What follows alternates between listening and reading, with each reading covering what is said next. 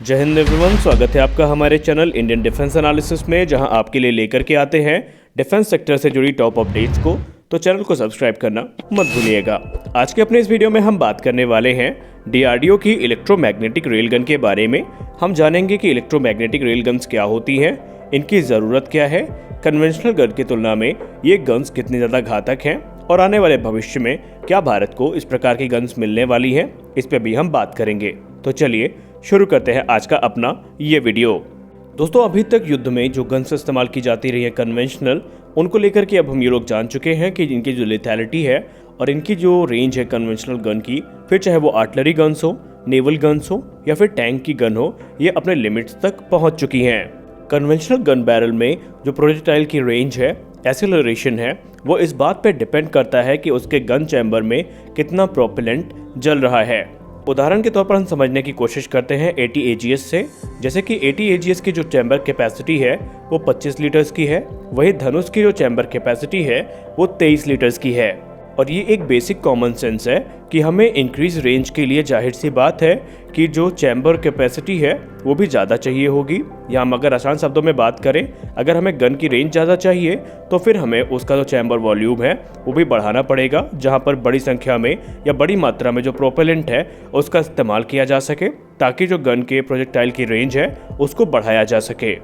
लेकिन जैसा कि हम सब जानते हैं कि हर चीज़ की अपनी एक सीमा होती है, उसी प्रकार ये जो कन्वेंशनल गन है, इनके चैम्बर की भी अपनी एक लिमिट होती है। एक निश्चित मात्रा में ही इनमें प्रोपेलेंट का इस्तेमाल किया जा सकता है, अन्यथा ये घातक भी साबित हो सकते हैं। और रही बात कन्वेंशनल गन की, तो इनकी मैन्युफैक्चरिंग, ट्रांसपोर्टेशन, हैंडलिंग और स्टोरेज से लेकर के और भी कई जगह है जहां पर हमें सेफ्टी स्टैंडर्ड्स को मेंटेन करके रखना पड़ता है, ताकि जो ऑपरेटर है उसकी सुरक्षा को भी सुनिश्चित किया जा सके।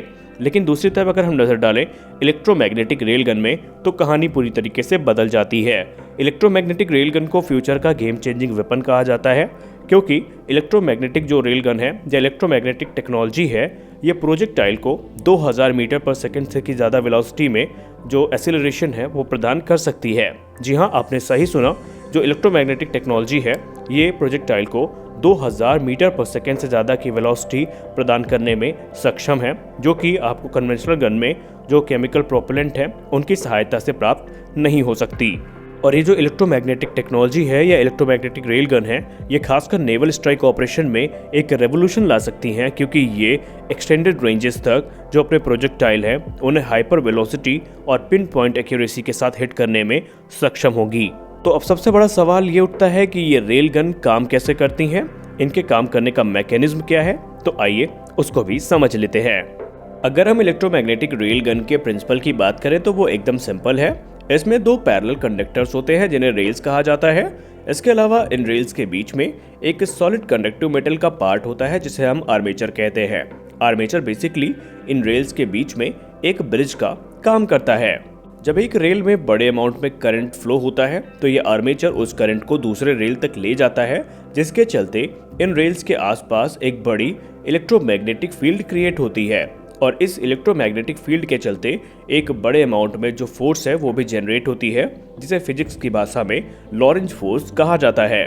और लॉरेंज फोर्स के चलते ही जो प्रोजेक्टाइल है ये आगे की दिशा में काफ़ी तेज वेलोसिटी के साथ पुश होता है और इसी तरह रेलगन काम करती है। लेकिन ये चीज़ जितना सुनने में आसान लगती है उतनी है नहीं, क्योंकि रेलगन को फायर करने के लिए बहुत बड़ी संख्या में, बहुत बड़े अमाउंट में करंट की ज़रूरत पड़ती है और ये करंट मेगा एम्पियर्स में होते हैं। इस प्रकार के सिस्टम को डिज़ाइन और डेवलप करना, टेक्नोलॉजीज़ को हैंडल करना और हाई पावर रिक्वायरमेंट को पूरा करना अपने आप में ही एक चैलेंजिंग टास्क है। लेकिन बीतते समय के साथ जब टेक्नोलॉजी आगे बढ़ रही है तो ये काम भी अब आसान होते जा रहे हैं। अब आइए बात कर लेते हैं हम 10 मिली जूल के इलेक्ट्रोमैग्नेटिक रेलगन के बारे में, जिसका निर्माण भारत के द्वारा किया गया है। इलेक्ट्रोमैग्नेटिक रेलगन को लेकर के जो इनिशियल रिसर्च वर्क है ये 1983 से लेकर के 1991 के बीच में आयोजित किया गया था, जहां पर 12 मिलीमीटर की रेलगन को पावर करने के लिए एक 5 किलो वोल्ट और 240 किलो जूल का जो कैपेसिटर बैंक है उसको डेवलप भी किया गया। और एक 10 मिली जूल रेलगन जिसको कैपेसिटर बैंक के द्वारा पावर किया गया था, उससे अलग अलग बोर साइजेस और अलग अलग प्रोजेक्टाइल मासेस के साथ सक्सेसफुली टेस्ट भी कर लिया गया। और प्रोग्रामेबल पल्स पावर टेक्नोलॉजी की सहायता से एक 10 मिली जूल कैपेसिटर बैंक पर आधारित जो रेलगन है उसे सक्सेसफुली डिज़ाइन, डेवलप और ARDE पुणे में इंस्टॉल भी कर दिया गया। इस फैसिलिटी का इस्तेमाल करके 2000 मीटर पर सेकेंड की हाइपर वेलोसिटी प्रोपल्शन को अचीव कर लिया गया। वहीं जो एक्सपेरिमेंटल इवैल्यूएशन और सिस्टम परफॉर्मेंस था उसके लिए 10 मिली जूल की जो इलेक्ट्रोमैग्नेटिक रेल गन है, इससे series of dynamic firing trials को आयोजित किया गया एक फिक्स्ड फायरिंग स्टैंड की सहायता से।